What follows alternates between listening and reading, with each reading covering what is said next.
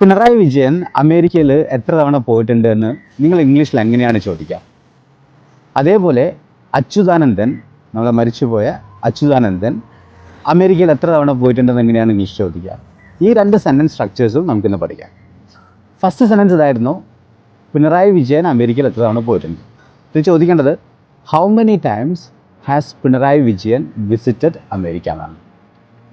ഇനി അത് അച്യുതാനന്ദൻ ആവുന്ന സമയത്തോ how many times did Achuthanandan visit America. എന്തുകൊണ്ടാണ് ഈ ഡിഫറൻസുകൾ വരുന്നത്? First one how many times has Pinarayi Vijayan visited America എന്നാണ്. കാരണം പിണറായി വിജയൻ്റെ ലൈഫ് ടൈം കഴിഞ്ഞിട്ടില്ല, ഇനിയും വേണമെങ്കിൽ പോവാം. ഇനി how many times did Achuthanandan visit America എന്ന് ചോദിക്കാനുള്ള കാരണം എന്താണ്?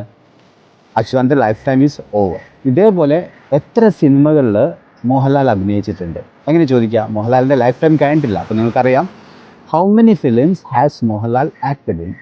അതേപോലെ നമ്മളിപ്പോൾ ചോദിക്കണം കലാഭവൻ മണി എത്ര സിനിമകളിൽ അഭിനയിച്ചിട്ടുണ്ട്. നിങ്ങൾക്കറിയാം കലാഭവൻ മണിയുടെ life time is over. So ഈ ചോദ്യങ്ങൾ വരണം how many films did Kalabhavan Mani act. അങ്ങനെയാണെങ്കിൽ വൈക്കം മുഹമ്മദ് ബഷീർ എത്ര പുസ്തകങ്ങൾ എഴുതിയിട്ടുണ്ട്? നിങ്ങൾക്കറിയാം വൈക്കം മുഹമ്മദ് ബഷീറിൻ്റെ life time is over. So how many books did Vaikom Muhammad Basheer right?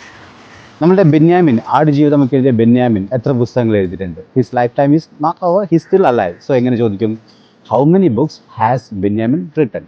അങ്ങനെയാണെങ്കിൽ നിങ്ങൾക്കൊരു ബുക്ക് ഉണ്ട് ഇപ്പോൾ. ഓക്കെ, എത്ര തവണ നരേന്ദ്രമോദി കേരളത്തിൽ വന്നിട്ടുണ്ട്? കമൻറ്റ് ചെയ്യുക.